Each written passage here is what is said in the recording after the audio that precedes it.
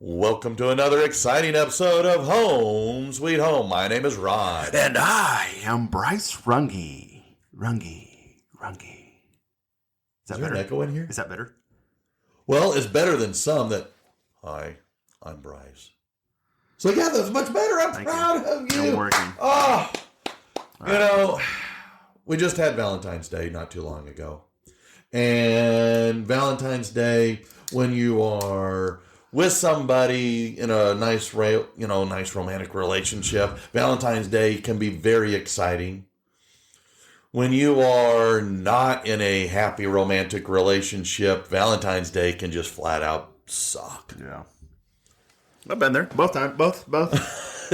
Well, I mean, to show you, I even was such a individual that I proposed on Valentine's Day. To she who shall not be named. Oh, okay. Gotcha. Yeah. Okay. Yeah, wow. So Valentine's Day has weird connotations because, when I was single and through the divorce and all that, we used to do the anti-Valentine's Day get-together. Oh, okay. We go down to Dave & Buster's and, it was a lot of fun. Nothing like shooting the aliens going... X bang. I mean, it's very therapeutic. I hate your guts. Yes. Body slam. So, anyway. Well, the reason why I say this, and I thought if you're okay with us talking, I ran across... Do I have a choice? You always have a choice. You're Life right. is about choices. You're right. I agree. Okay, go on. Well, I ran across this guy by the name of Dr. John Gottman. Okay. And this is a guy that's been studying relationships, marriages, but relationships going back to the 1970s. And as he was, as I was reading through and doing some work for my coursework on relationships and his stuff, he came up with some really interesting things. And I thought, well, he's got these 7 practices that I thought, well, how many of these do we actually do? And he says if you engage in these 7 practices, your relationships, those strong, serious, romantic relationships that we have with our partners, our wives, our husbands, our boyfriends, girlfriends, whatever they might be, makes them stronger, makes them last longer. Mm-hmm. Maybe so that they last a lifetime. Right. And I was thinking, well, what do you think of exploring and unpacking some of these? No, I like it. Actually, I have heard of Gottman. Really? Yeah, there's this thing called the Gottman Institute. But I'm reading a book, and it's called it's by Dr. Les and Leslie. I forget their last name. But it's called Healthy Me, Healthy Us. But he talks about the Gottman Institute, and then there's a lot of things that really good things. But he specifically talks about this, and they talk about the relationship. Relationship bids is what they call it. Like in our relationships, we'll bid each other, I guess, for their attention, or you'd have to do a little more research. But I have learned quite a bit from just reading that chapter. So I am glad that you're bringing this up because I think it's really important. I think this is some pretty good stuff. Well, thanks, because after going through a divorce, I swore I'd never get married again. Yeah. And now I'm swearing I will never get divorced again because I don't want to go through that. It was such a mess. And I'm really happy and, blessed and lucky to have Sherry because she's just patient, kind, generous. So I want to make sure that I don't do things to screw that up because, I'm pretty good at screwing stuff up without trying. So yeah, that's one thing for sure. Like Sherry was patient with you. Well, yeah, I'm much more patient now than I used to be. I mean, no. She needs to be patient with you. You're a handful. You can be a handful, is what I'm saying. Okay, fair enough. I'm just giving you a hard time. No, but there is some truth to that. So, all right, one of the first things he talks about, and it ties into exactly what you said, is he calls it establishing a love map. Okay. And basically, it's having a lot of insight and information about your partner to kind of understand when they do say things, when you do something or say something that kind of rubs someone the wrong way, you kind of better understand where they're coming from. Right. Basically, don't be psychological strangers to each other. Oh, yeah. That, I mean, because, you and I being good pals, well, we know a lot about each other's past. So it kind of knowing where they're coming from, and Sherry knowing a lot of my past, and I know a lot of her past, it kind of, as long as we're able to not take things as personally. Right.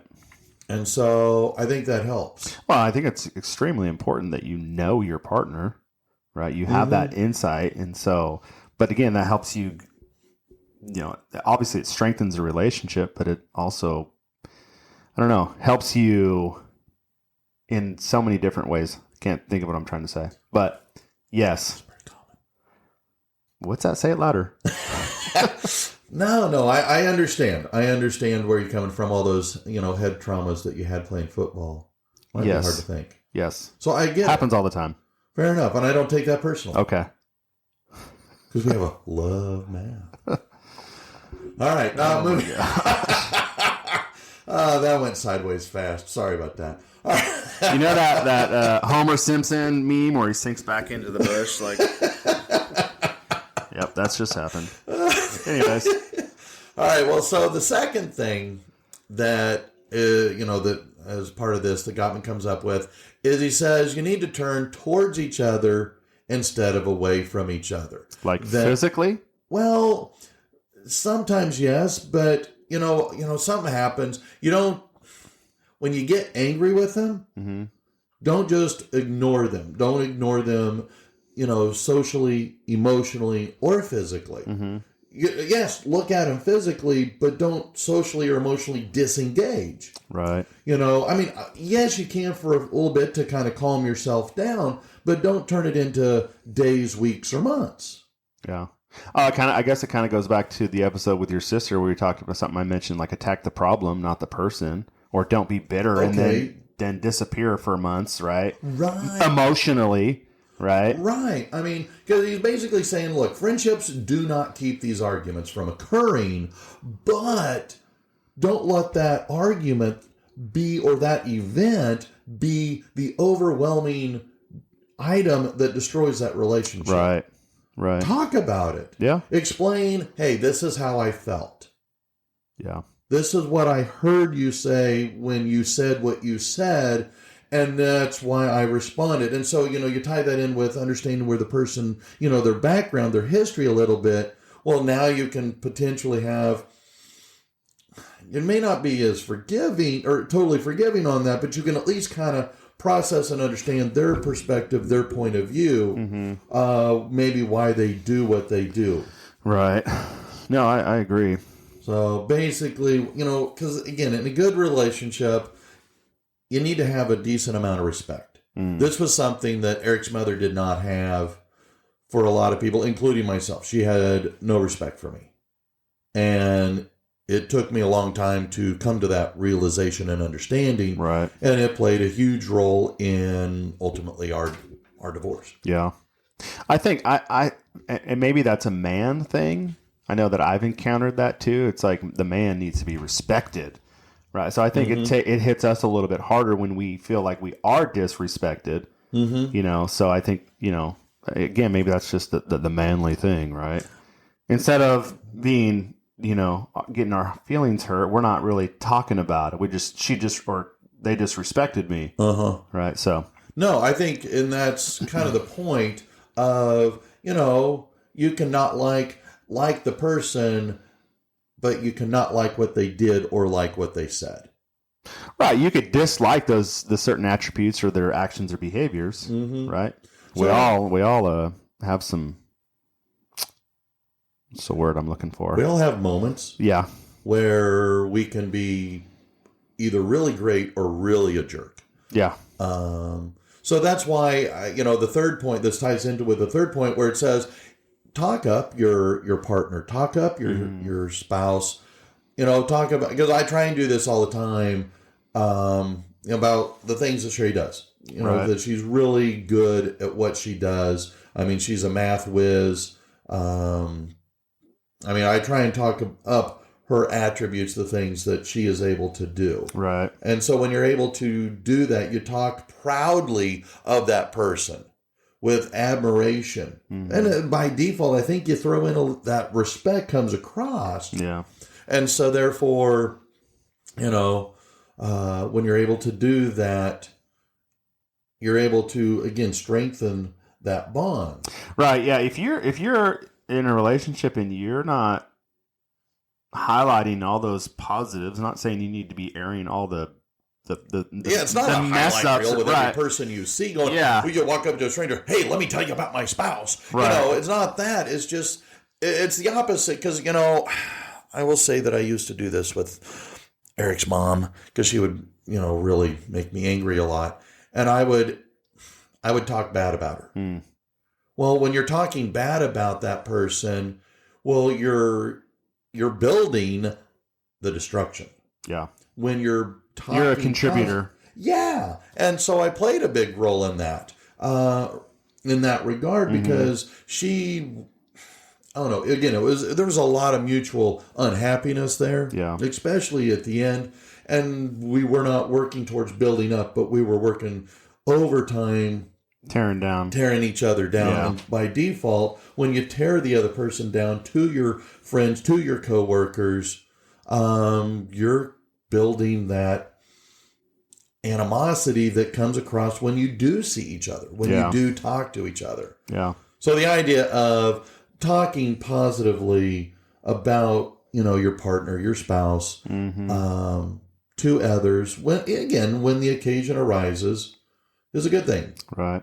Yeah, I think, you know, the times that I have called you, and just being transparent, like if Suzanne and I have gotten to some sort of had a conflict or whatever, I'm like, you know, I'm gonna go get a soda or something, and then I'm gonna call you and be like, all right, walk through this with me. I'm not gonna talk with her about it because I'm already a jerk and I've already said something probably stupid, and then you're gonna help me, but I don't.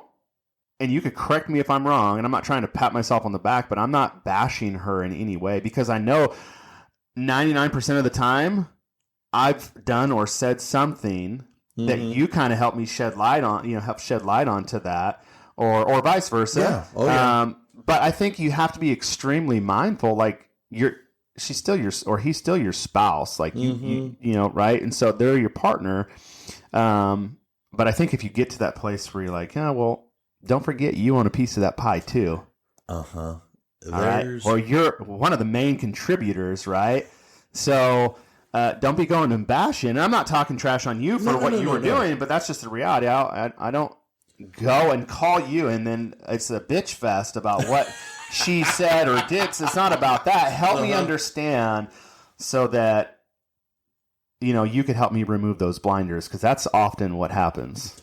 You know, my granddaddy always said, in every fight, there's your side, there's my side, and somewhere in between is the truth. Right.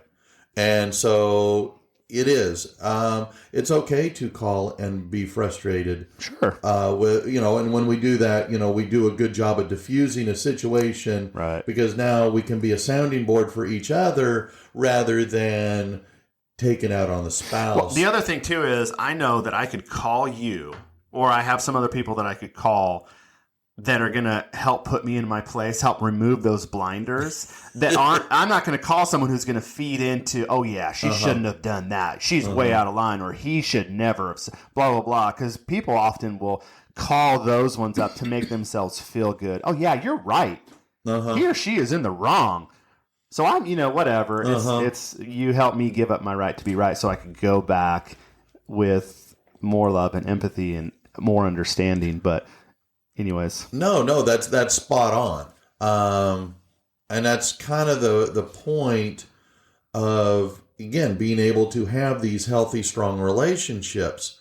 And, you know, that kind, you know, the next step, it says, let your partner influence you.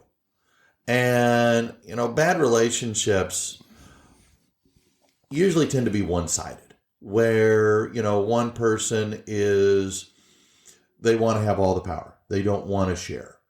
A really good, healthy relationship, and this is something that I applaud my parents for demonstrating is that there was not a power struggle. Mm. It was pretty evenly split. They worked together. There was not a, well, I'm the man, so therefore, my dad would not say that as the man and the head of the house, I make all the decisions and everybody is subservient to me. Mm-hmm. There was a lot of power sharing. When I was married to Eric's mother, we started out with power sharing, but then when she got her job as a college professor, she was making more money. She's going, well, I'm making more money than you. I can make more decisions and have more input. And if I want to do it, then that's what we're doing. Mm-hmm. Well, that doesn't encourage relationship building. Right. And so that's one of the things that Sherry and I try and do is share.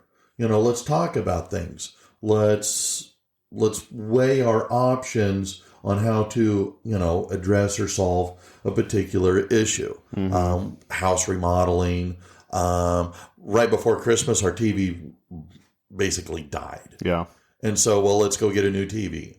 Well, let's talk about, what do we want? Are we sure we need this? Yeah, we probably do need a TV in that particular location. So, okay. Well, what's our finances? Well, okay. Are there any sales? Are there, we explored all this, but we did it together. It wasn't hey, I'm going to go buy me a 65, 70 inch TV. So see ya. Right. It was, well, let's talk about this. Yeah. So again, that's kind of the thing. Sharing the power, the decision making. In fact, there's been science that goes into this. It says that when there is equality in decision making, well, that played a big factor in a positive relationship. Mm-hmm. And of course, relationship durability. Right. But yeah, I can just keep hearing you're communicating thoroughly about those things. It's not a power trip. I think you understand that it's a partnership. Let's work. We work together. This is a partnership. So, anyways, yeah, I think that's huge, man. Well, it's again, relationships. You get into a relationship because you like that person and you want to be with that person. So I don't know that you would go into a relationship with the idea of, well, I'm only going to go so far because it's going to end soon. Right. Or you don't go into a relationship with the end in mind. Yeah. You go in and, so again, it amazes me the little things that can happen. And it's been a long time since that divorce occurred. And I have spent a lot of time, and I applaud our divorce group for promoting and giving us the opportunity to kind of explore. Mm-hmm. And so when I was looking at these things by Gottman, it really sang true to me of retrospect. How well did you do this? How well did you do that? Mm-hmm. And in some areas I found I did a lot of things poorly. And so when I look at, relationship now with Sherry, I go, we are focusing more on these. And we make a concerted collective effort. Hmm. Yeah, but your reflection has played a big piece in that, right? I think so. Yeah. Well, you got to take ownership. The divorce was not all her. I played a role. Sure. And, in any ending of a relationship, you always play a part. You always play and it's important to take ownership of that. Because once you take ownership, it's kind of like, okay, yeah, could I have done something different? Could I have done this a better way? Handled it? And for me, I found a lot of yes. Yeah. And so reading through these practices at Gottman, I'm going, I don't know that if we had done these 7, it would have saved, because I don't know that she would have engaged in these 7.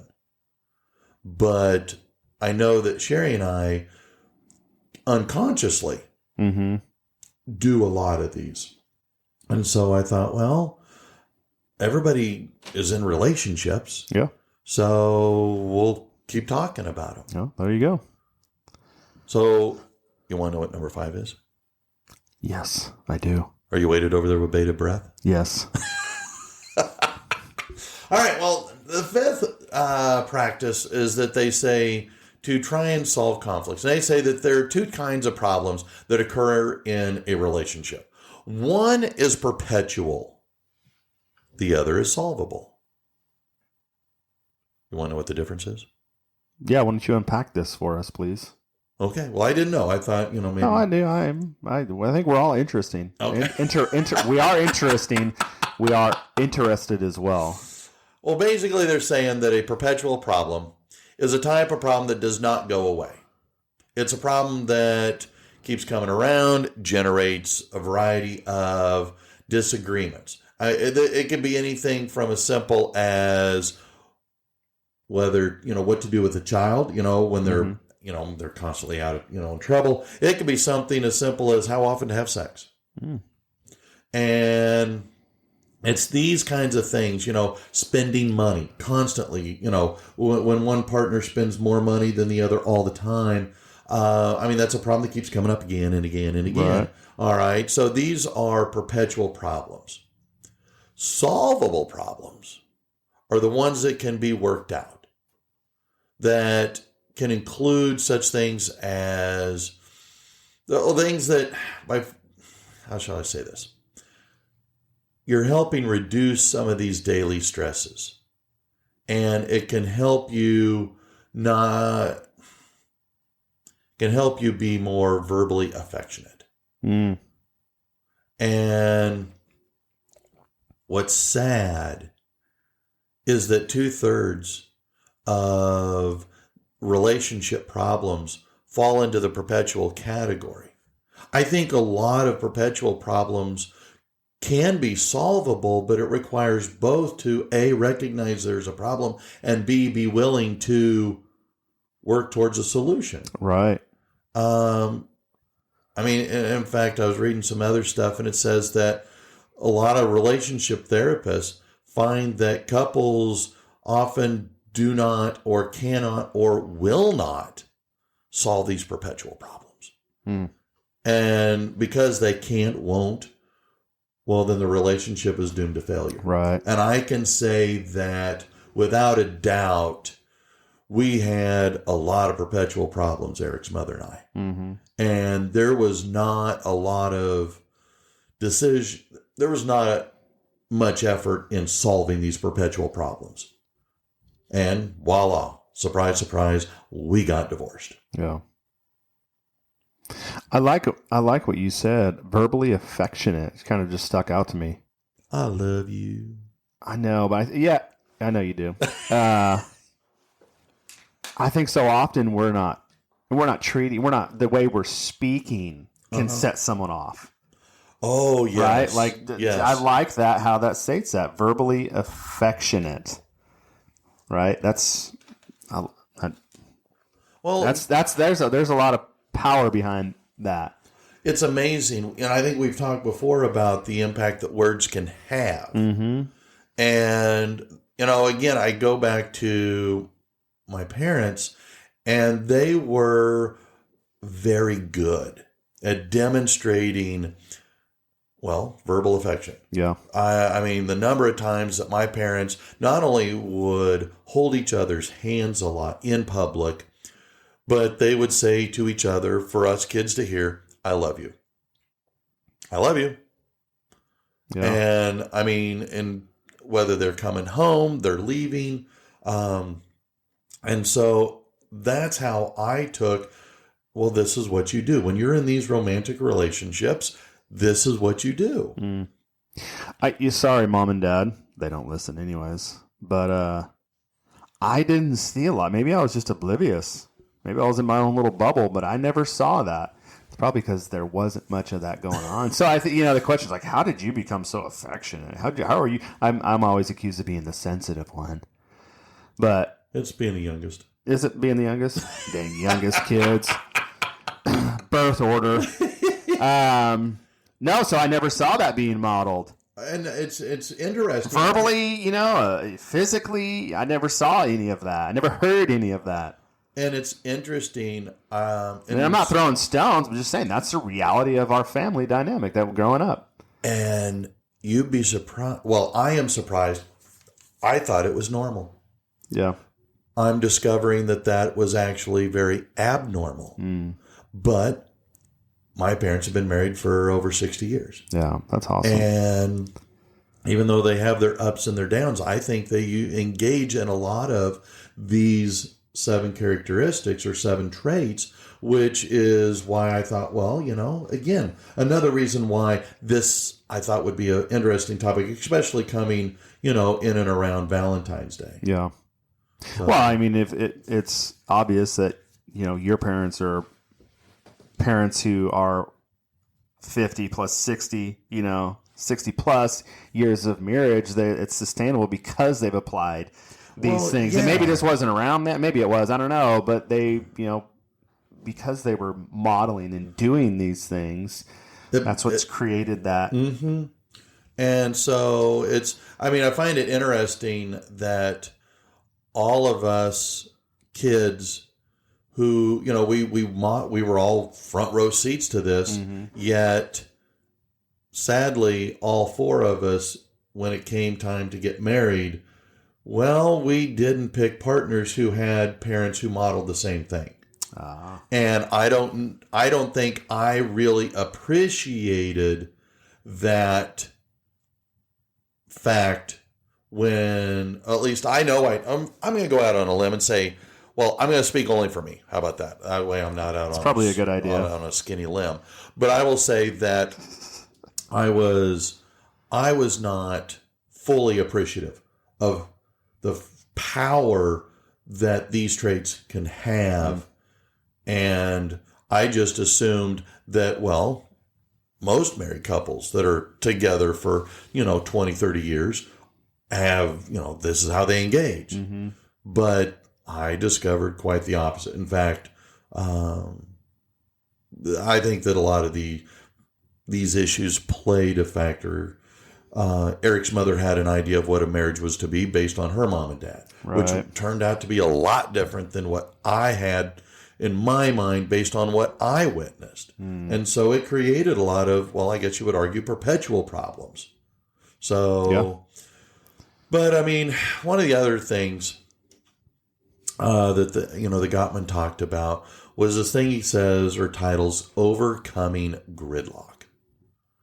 And, there's a lot of times where you and your partner you want to do one thing and they kind of don't. I mean, it could be church. All right. I want to go to church. I want to raise the kids in the church. I think it'd be a good family thing. And the other partner's going, I don't really care. I don't want to go to church. You want to go to church? Fine. You want to raise kids in the church? Fine. I'm going to sit at home. I'm going to sleep late because, by George, I need that extra sleep. I ain't getting up to go to church. I'm not giving up 2 hours out of my day to go to church. Sorry. Yeah. So now you got an issue. It could be, hey, somebody's having a New Year's Eve party. I want to go to let's go to we've been invited. No, I don't want to go. Again, you're doing couple things. Well, one couple invites you guys, and maybe you want to, one wants to go, the other doesn't want to go. So now you've got this issue.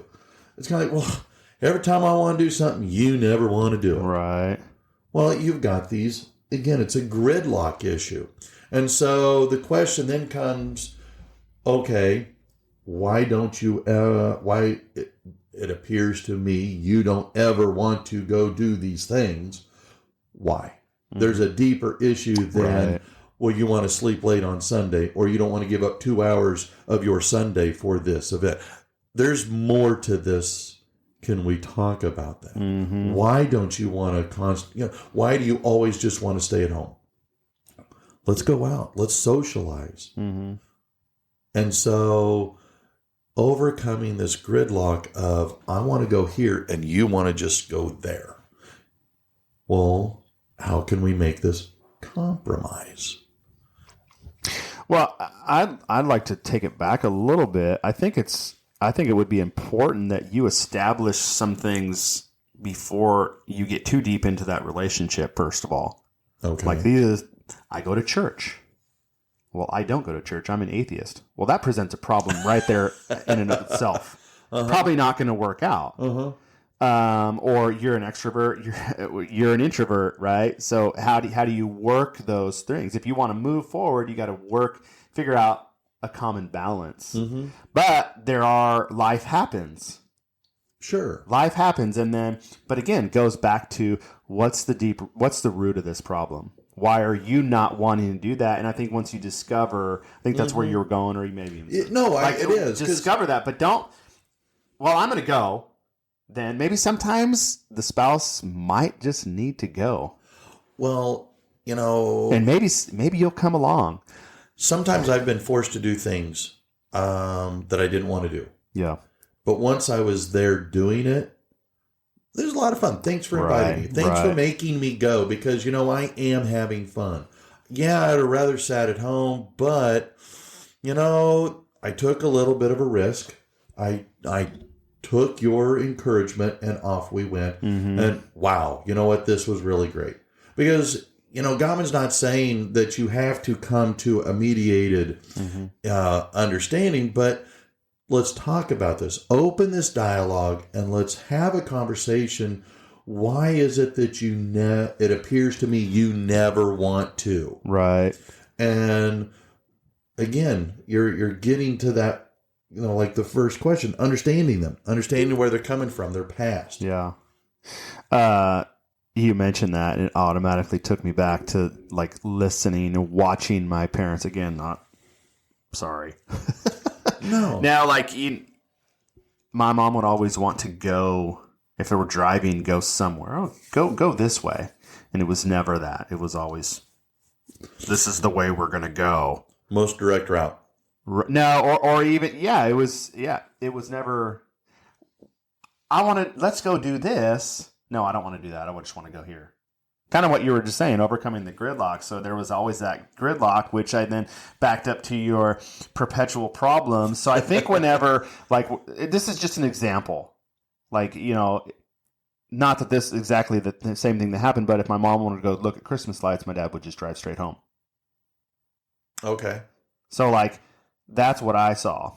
That was just an example, not exactly that same thing. So if Suzanne wants to go do something, that's the first thing that comes to my mind. I have to overcome that and be like, no, I know that was modeled for me. But how much?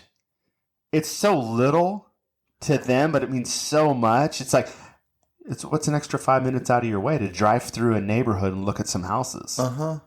Right. And so, yes. And it's when I'm done, that was kind of cool. That was a weird house, whatever, right? Fill in the blank. Absolutely. But again, I don't know. It is, again, it's these little things. Yeah. And it's rarely one big thing that destroys. Yep. It's usually a lot of little things. And you're right. You're modeling. We as parents, I don't know how much there is an appreciation for how you model. I mean, we talked a little bit about this when we were doing our conversation about drinking alcohol. If you say kids don't drink while you're chugging a beer, right? Don't be stupid and get drunk, and yet you model that very behavior. Kids are always watching. Oh yeah, and so it is interesting the impact that parents can have in modeling, and if you're being aware and being cognizant of that. Yeah. But, you talked about, it wasn't so bad. You're now creating a shared meaning. And this is the seventh and final practice or strategy that Gottman came You said up shared meaning? Meaning? Okay. Sorry? No, I just wanted to clarify. No. Well, okay, yeah.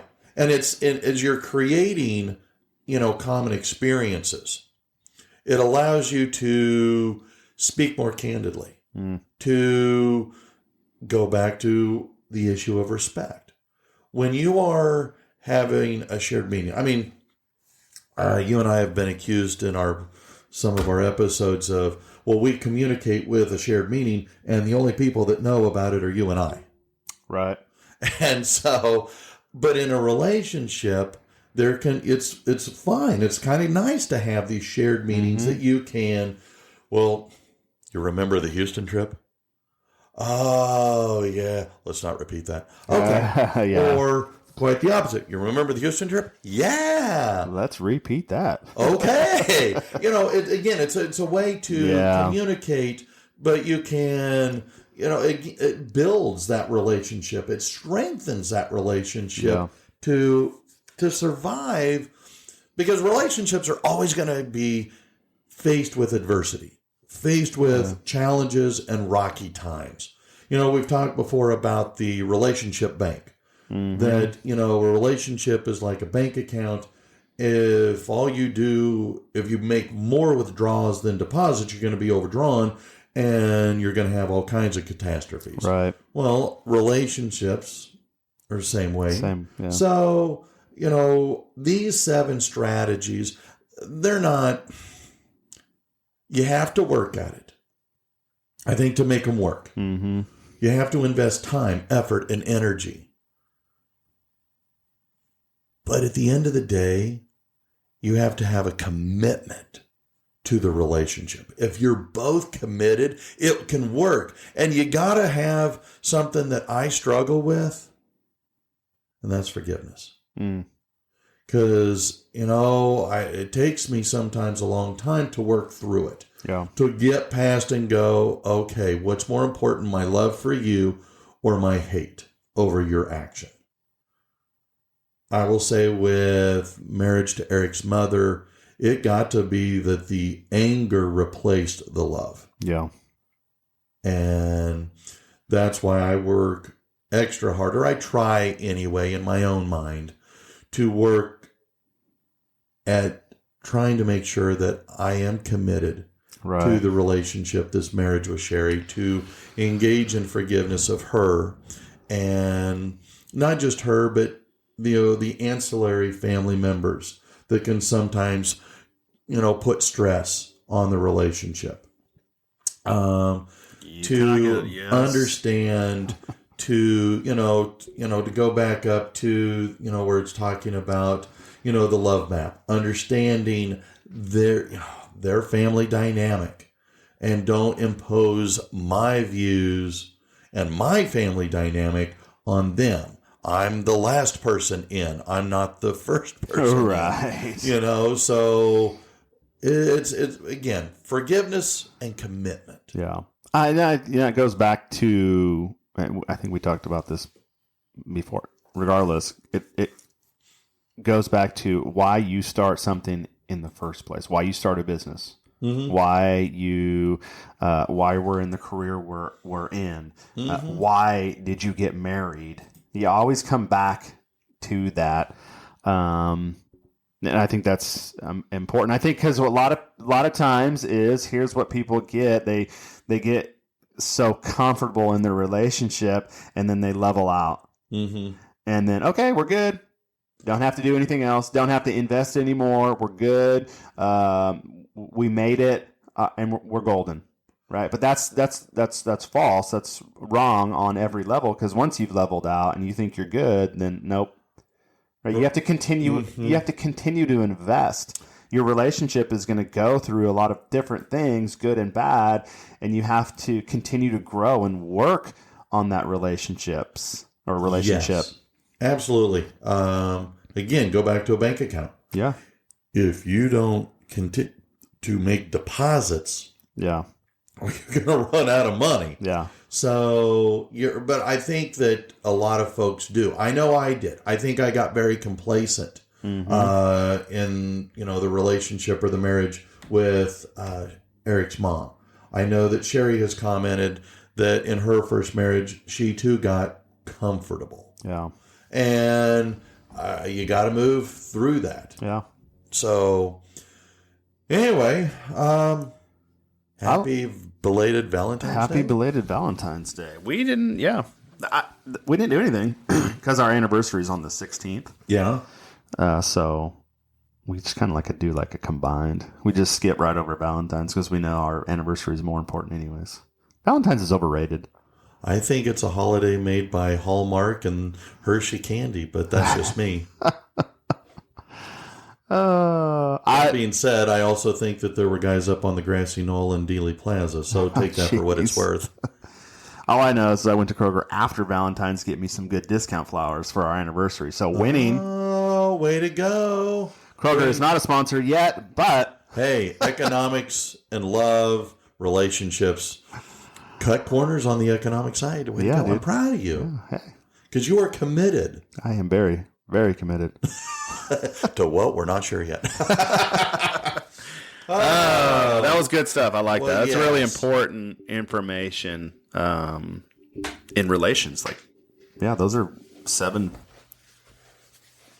tips packed with powerful stuff to help create a thriving relationship.